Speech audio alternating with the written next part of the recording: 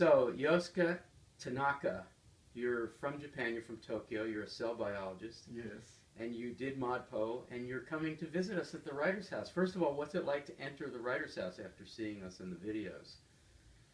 What was it like to come to this place, to this house? Yeah, it was very surreal for me because it was so intimate for me on the internet. Yeah. But it's a really first place for me in the reality.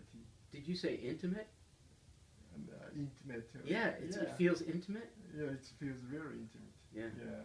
So you know poetry well, you're a poet, you're a translator, but you're also a cell biologist. Yeah. And why did you take ModPo? Most people think, oh, ModPo, it's an introduction course for people who don't know poetry. Why did you take it?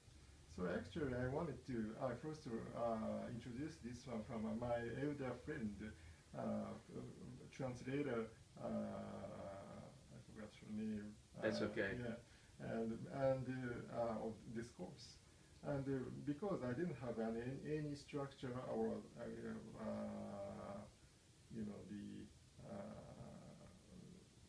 the training of the English poetry, so I wanted to look at it. So you picked up American poetry here and there. You didn't have a systematic education in this poetry. Mm-hmm. So this is why you did ModPo, because it gave you a systematic. Yes. Okay. And so T.S. Eliot has had in the past a huge reputation among Japanese culture lovers and poets, but he's not even in ModPo. Did that feel odd to you that Eliot wasn't there? Really odd. But you also mentioned about the T.S. Eliot on your some lecture or something. And Yes. You take 2 or 3 One of the audio weeks. introductions. Yeah. Yeah, I I think we should remember probably add the wasteland, or a section of the wasteland, Yeah. because it would be impossible to do the whole wasteland. I love to do that. How could would you like to be involved in that? That would be great. Ah, yes, I will. Yeah.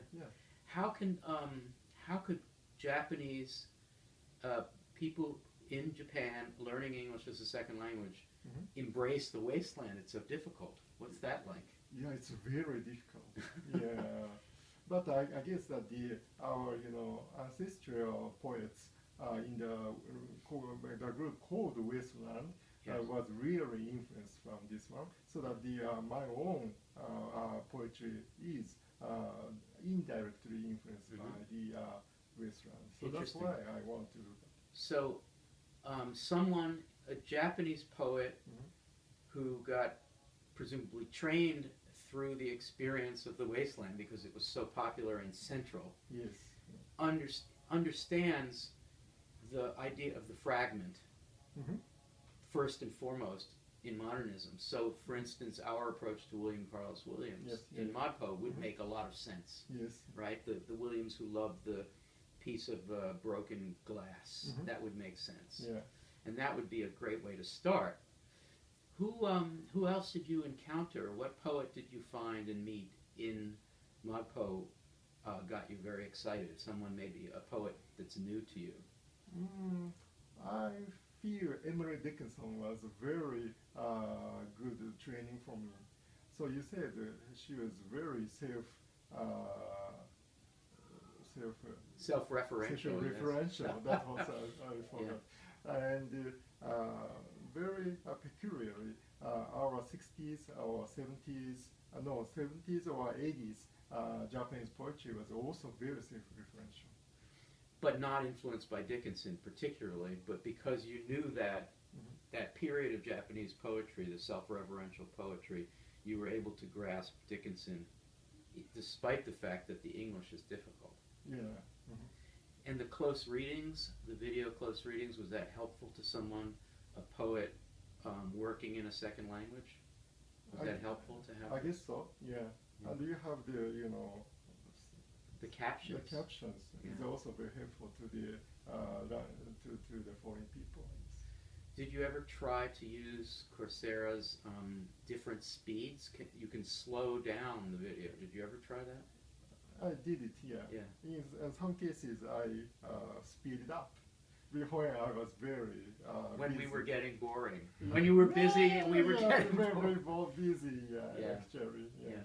I enjoyed everything. That's great. All right, tell me a couple of more things, and then we'll wrap it up. Sure, yeah. What else in ModPo did you particularly learn from or appreciate? Did you meet people, other people in ModPo in the discussions or through the webcasts? Real people. Yeah, real people. Yeah. Some of my friends in Japan is also taking ModPo. Ah. Yeah. And what did they think? They are not so serious than me, but they are also thinking very influential and educational and very much something very quite new in the poetry field in Japan. Let me ask you one more question. It's possibly a little sensitive, this question, but some people say that massive open online courses featuring United States materials, U.S. culture, U.S. topics, U.S. points of view, and who are filled, the producers, the teachers and the TAs are all Americans. Some people say that is forcing onto the world an American point of view, or in this case, imperializing American poets to the exclusion of others.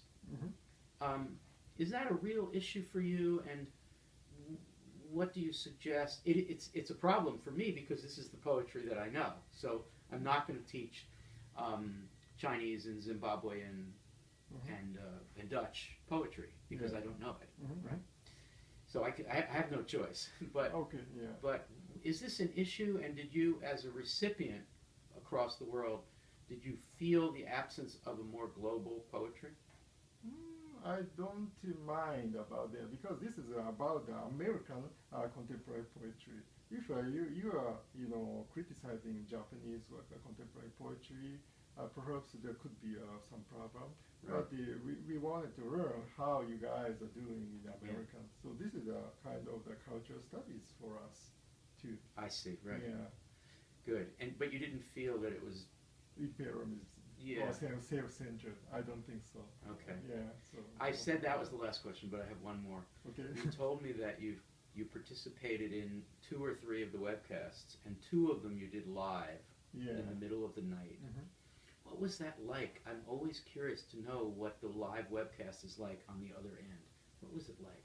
What was the experience like? It was very strange feeling for us because there's a time difference. Yes, so 12 hours very or something. sleepy and we are very, very bright or something like that. But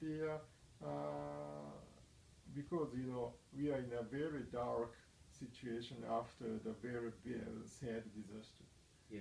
So that the very relaxed atmosphere of this place was really helpful to maintain my feelings in these 2 or 3 months. So this is very helpful. Are you saying that the general atmosphere in Japan after the nuclear disaster is a feeling of tension, or the opposite of looseness? What's the opposite of looseness?